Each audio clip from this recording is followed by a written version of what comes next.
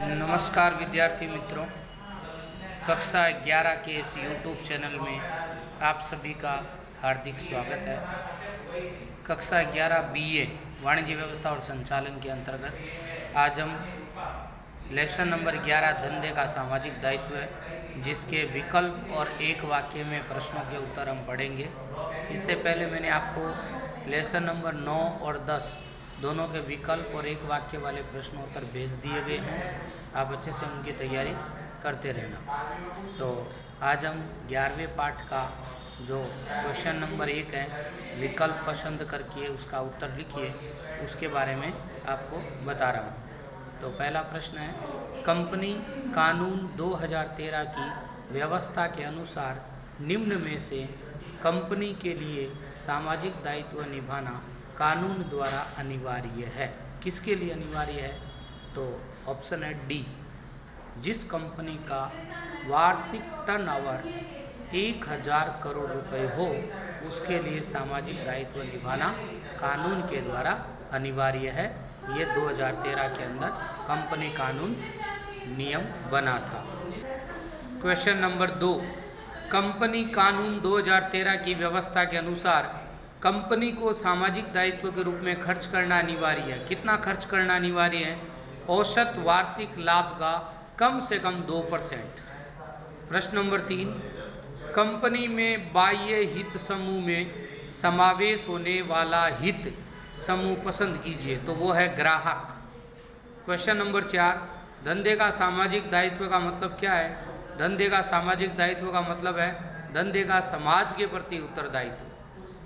5वां है, धंधे का सामाजिक दायित्व अपने हित समूहों के प्रति होता है। मतलब कितने हित समूहों में वो बांटा गया है? तो 7। क्वेश्चन नंबर 6, सामाजिक दायित्व के संदर्भ में बाजार का राजा ग्राहक कहलाता है। बाजार का राजा किसे कहा जाता है? ग्राहक को। अश्लील या रंगभेद जैसे विचार विज्ञापन में प्रदर्शित न करना ये धंधे का सामाजिक दायित्व बनता है।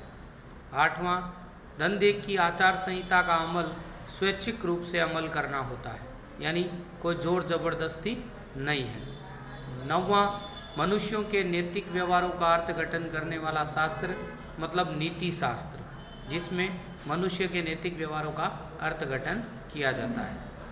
सामाजिक दायित्व का विचार कंपनी कानून वर्ष 2013 की कौन सी कलम के अनुसार अनिवार्य बना था? कलम 135 के अनुसार अनिवार्य बना था। इकाई के संचालकों को कर्मचारियों के कार्य के स्थल पर कैसा वातावरण बनाना चाहिए?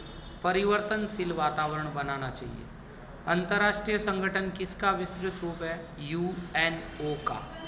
UNO जो है उसका ये संगठन का रूप है, विस्तृत रूप है। 13वां, मालिक का समाज में क्या स्थान है? ट्रस्टी का स्थान है। धंधाकीय इकाइयों के द्वारा अपने ग्राहकों को कैसी गुणवत्ता वाली वस्तु देनी चाहिए? उच्च गुणवत्ता वाली वस्तु देनी चाहिए। 15वां, इकाई को वस्तु बाजार की स्पर्धा में टिके रहने के लिए वस्तु की कीमत कैसी निश्चित करनी चाहिए? स्पर्धात्मक, यानी कंपटीशन, स्पर्धात्मक। प्रश्न नंबर 16, मालिक अधिक लाभ प्राप्त करने का प्रयत्न करे तब नीतिमत्ता का भंग हो। 17वां, विनियोजकों के द्वारा पूंजी विनियोजित करने का मुख्य उद्देश्य नियमित मुआवजा प्राप्त करना। तो ये MCQ के 17 सवाल थे। अब हम बात करते हैं निम्नलिखित प्रश्नों के उत्तर एक वाक्य में दीजिए। शून्य प्रदूषण वाले वातावरण का निर्माण करना ये कौन सा दायित्व कहलाता है? ये नैतिक दायित्व कहलाता है। उचित मूल्य से आप क्या समझते हैं?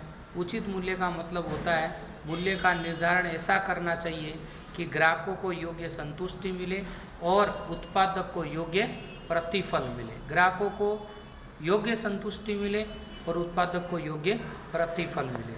आचार संहिता का मतलब है व्यवहार अथवा चारित्र्य संबंधित सर्व स्वीकृत सिद्धांतों और प्रमाणभूत स्तरों का समूह। धंधा की आचार नीति में ऐसे सिद्धांतों तथा स्तरों की चर्चा और अमल किया जाता है जो इकाई के अलग अलग व्यक्तियों के मध्य के संबंधों में सत्य तथा झूठ क्या है, ये दोनों को निश्चित करके उनको अमल में रखते हैं। अब उदाहरण भी है इसमें, जैसे धोखाधड़ी नहीं करना, रिश्वत लेना नहीं, देना नहीं इत्यादि जो प्रवृत्तियाँ वो आचार संहिता के अंतर्गत आती है।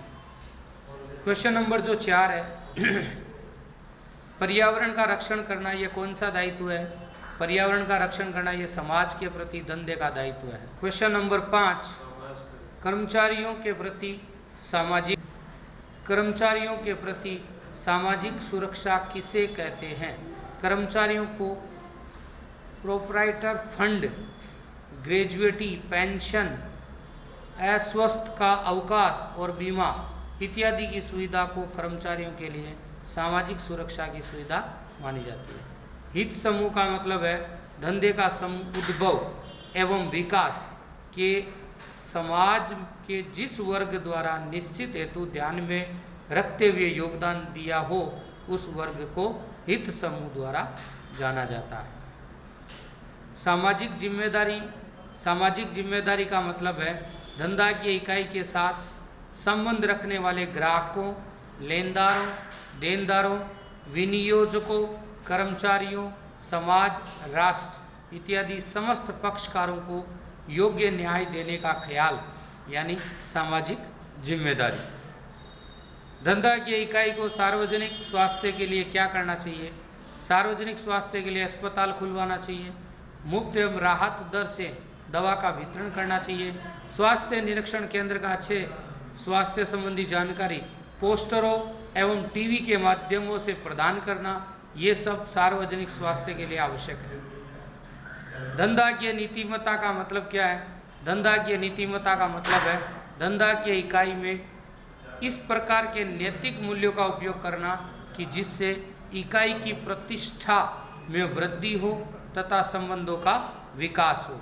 नैतिक मूल्यों में भ्रष्टाचार न करना, शोषण न करना, शुद्ध वस्तु का उत्पादन एवं वितरण करना, ये धंधा की नीतिमत्ता में शामिल किया जाता है। 10वां है नीति शास्त्र क्या है? तो किसी एक व्यक्ति के द्वारा दूसरे व्यक्ति के साथ कैसा नैतिक व्यवहार रखना या इसका मार्गदर्शन करना, इसे नीति शास्त्र कहा जाता है।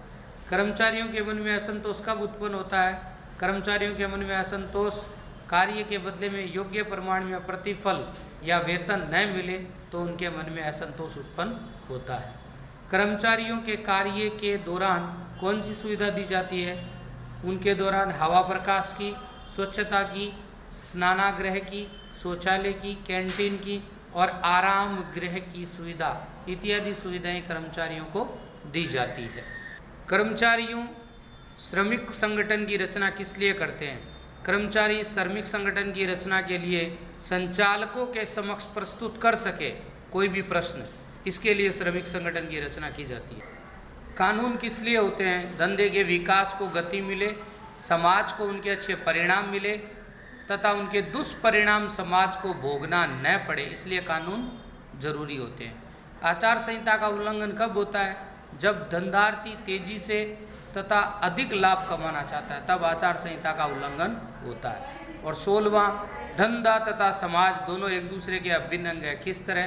कोई भी धंधा की प्रवृत्ति अंत में समाज में ही जन्म लेती है, आकार प्राप्त करती है, वृद्धि करती है तथा उसका अंत भी समाज में ही होता है।